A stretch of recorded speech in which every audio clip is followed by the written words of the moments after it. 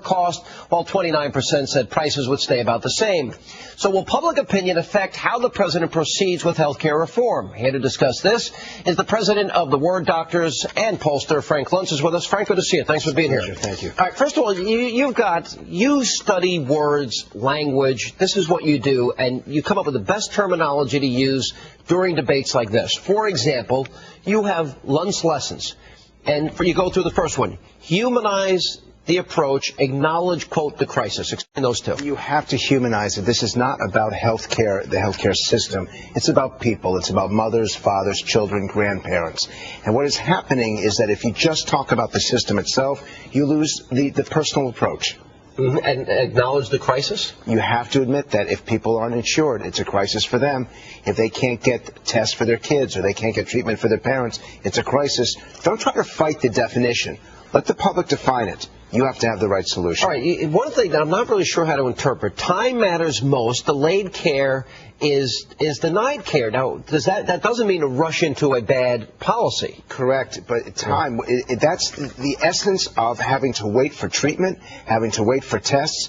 If it takes weeks or months, and this is what happens with breast cancer, this is what happens with other types of treatment. If you go to Canada or Britain, you could wait 4 months, 6 months, even longer for the operation that you need. Who should decide health care? Politicians, bureaucrats, or Washington? Great question. It's a rhetorical question, and you don't even have to answer it.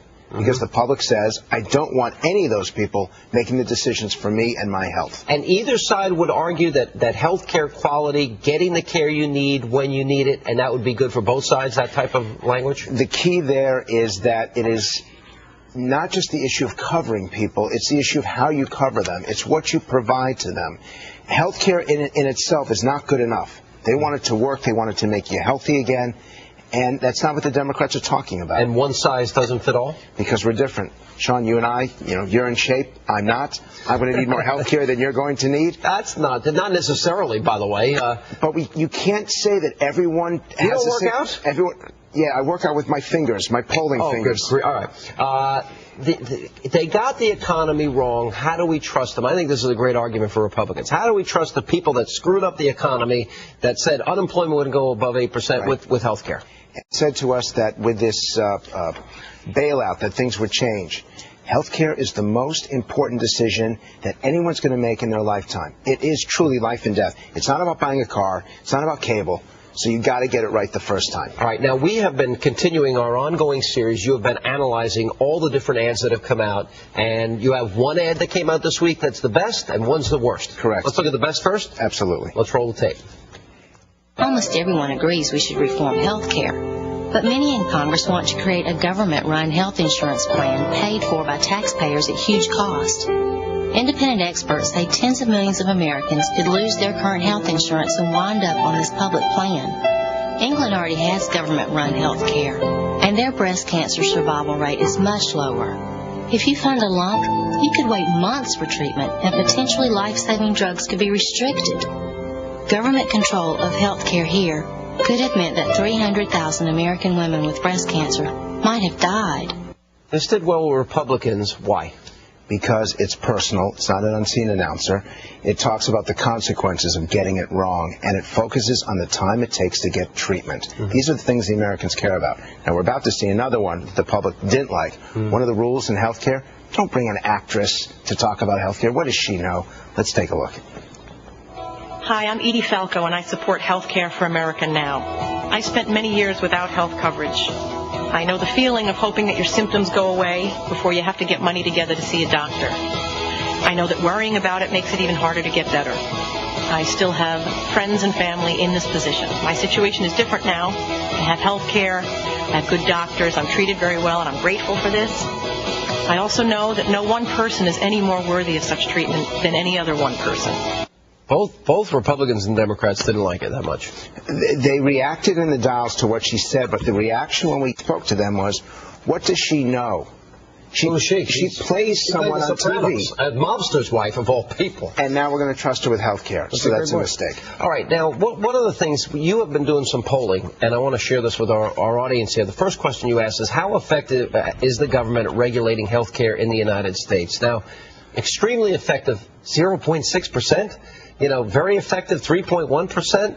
very ineffective 32, extremely ineffective 20.5. That's a majority of people who don't believe that the government has done its job on health care. And now you want to turn the entire health care system to them? See, this is all meant as language. Right. Ask the question.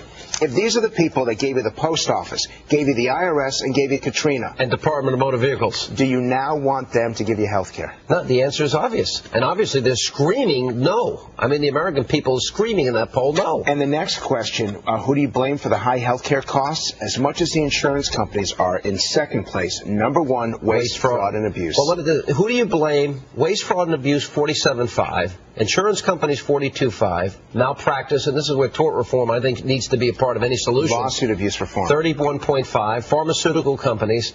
I'm surprised that they don't blame. Government was not an option here. Except that waste, fraud, and abuse, they see that as government. They do. And what they're asking is, before you raise my taxes, you solve your problem. Before you take more money out of my pocket, fix what you're doing wrong. Fix what you're doing wrong and tell me exactly how you're going to spend it. You know, the very people that bankrupted Social Security and Medicare. Which of the following best describes the way in which you want to think of yourself when you use the healthcare system? A human being. 32.5%. That seems like the logical answer to me. A patient, 26.8%. That's fair. And yet, you know what happens if you are in the public plan or the government plan? You're a number. You're a number. You're a Social Security number. Impersonal. Is that how you want to be treated? No. That's the issue. That's why these matter. All right. Which consequence of government involvement in health care would anger you more? And these are very predictable to me. Waiting weeks or months to get a procedure or treatment that you need, 44.4%. The rationing of health care, which I think is going to be guaranteed, folks, rationing, 26.3%. American seniors may be denied treatments because of their age. Now, we actually, Betsy McCoy found that provision on page 425 of the bill, that they're going to give counseling to seniors about options. That sounds to me like they're going to say, well, you've lived a good life, maybe you should go. What happens if they don't even tell seniors what their options are? This is how the Germans ration care. They simply don't provide the information. You don't know that you could qualify for a specific procedure or a medication. Sean, it's frightening. Yeah. And the most frightening thing of all, and I say this to everyone who's watching right now, if a mom has a child who desperately needs tests and treatment, and that mom can't get that child care right then and there, that's a crisis. That's Canada. That's Great Britain. That's France. And so that will be America. And if you believe this out there, you've got to use the right words to communicate it effectively. All right. Government-run health care. Very effective. Takeover. Government takeover of health care. All right. Got to get this perfect. I got to get just every word that's proper spot. Frank, good to see you. Thank you. And coming up, Senator Jim DeMint, Sound of the Rally.